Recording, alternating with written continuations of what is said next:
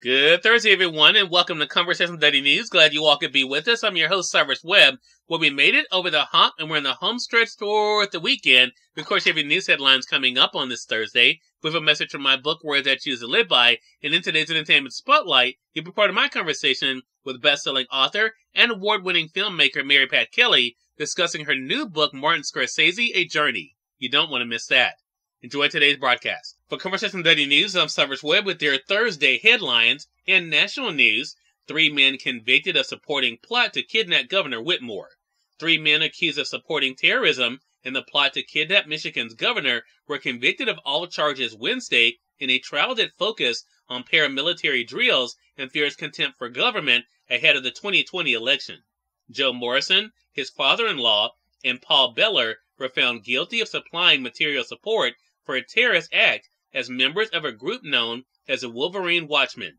They held gun training in rural Jackson County with a leader of the kidnapping scheme, Adam Fox, who was disgusted with Democratic Governor Gretchen Whitmore and other officials and said he wanted to snatch her. The trial in state court was an offshoot of the main case in federal court, which produced mixed results. Fox and an ally were convicted of conspiracy. 2 more men pleaded guilty, but 2 others were acquitted. Jurors in Jackson, Michigan, read and heard violent anti-government screeds, as well as support for the Boogaloo, a civil war that might be triggered by a shocking abduction. Prosecutors said COVID-19 restrictions ordered by Whitmore turned out to be fruit to recruit more people to the Watchmen. The facts drip out slowly, State Assistant Attorney General told the jury, and you begin to see, wow, there were things that happened that people knew about. When you see how close Adam Fox got to the governor, you can see how a very bad event was thwarted. The verdicts were further proof that violence and threats have no place in our politics, said Whitmore, who has not participated as a trial witness or spectator in the state or federal cases. Those who seek to sow discord by pursuing violent plots will be held accountable under the law, she says. The Attorney General hailed the outcome and praised law enforcement. After hearing 9 days of testimony, the jury deliberated Tuesday afternoon and for less than 2 hours on Wednesday. Defense attorneys argued that the 3 men had broken ties with Fox before the Whitmore plot came into focus by late summer 2020. Beller had left the state.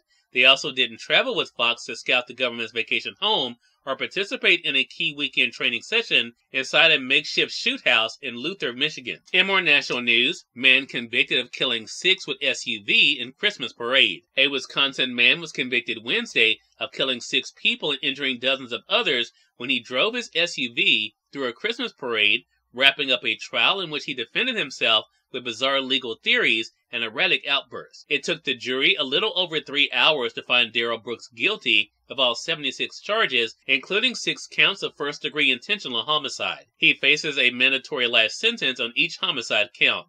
Brooks, dressed in a suit and tie, silently rested his head on folded hands as the verdicts were read. His subdued demeanor was a stark departure from previous days of the trial, when his sometimes outrageous behavior drew rebukes from the judge. Brooks pleaded not guilty by reason of mental disease earlier this year, but withdrew the plea before his trial began with no explanation. In more national news, Louisiana native author Ernest Gaines to appear on U.S. stamp.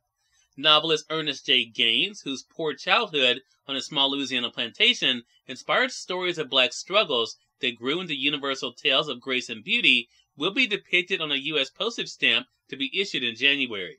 The stamp will be the 46th in the U.S. Postal Service Black Heritage Series and will feature an oil painting based on a photograph that portrays Gaines wearing his trademark beret, the University of Louisiana at Lafayette said in a news release this week.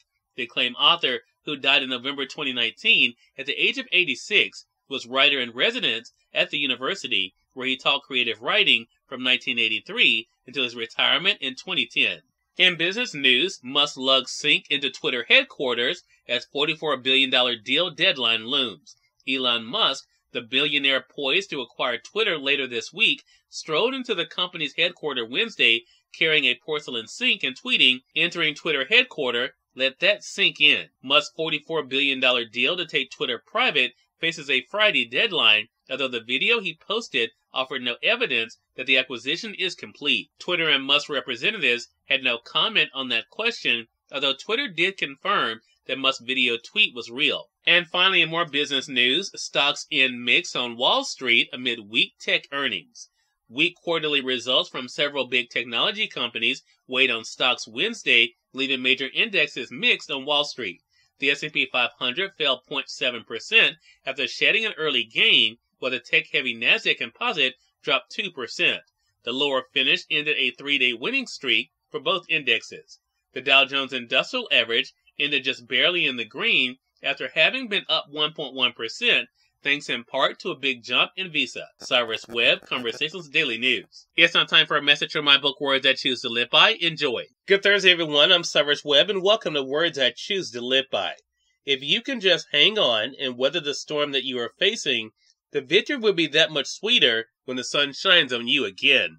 Have an amazing Thursday. Mary Pat Kelly is featured in today's Entertainment Spotlight, right here on Conversations Daily News. For Conversations Daily News, I'm Cyrus Webb with the Entertainment Spotlight. Best-selling author and award-winning filmmaker Mary Pat Kelly joined me on Conversations Live, the radio show, to talk about her extraordinary new book, Martin Scorsese: A Journey. Here's a bit of our conversation. You have been known for other types of work, but this book, what I thought was so interesting, yes, it is Martin's story, but I think it really is the creative journey, right? It's kind of all of our story in a sense. What was that like for you to kind of peel back the layers and to be able to see the makings of the man?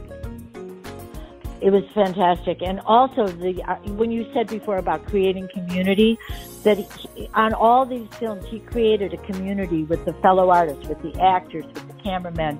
He had such respect for the work of each person.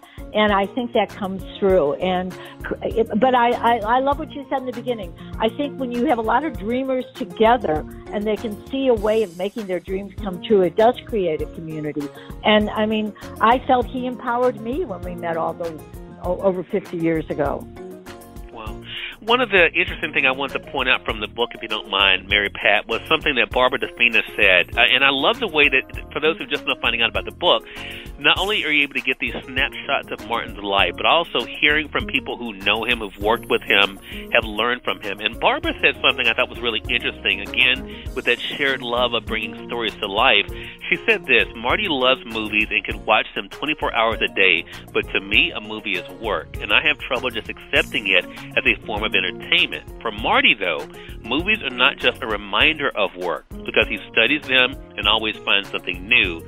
They're his life. And I think that says so much about why he's had the success. So what was that success like for you to kind of unravel, Mary Pat, to think about? Well, I think that is a very insightful quote. And in one part of the book, he said, movies and religion, that's it. Those are my two interests. Cyrus Webb, Conversations Daily News. We thank you all for tuning into this edition of Conversations Daily News. We're about to get on tomorrow to wrap up this week. Until then, we're your host, Cyrus Webb, saying, as always, enjoy your day, enjoy your life, enjoy your world. Thank you all for choosing Conversations Daily News today. Let's go make it a great one.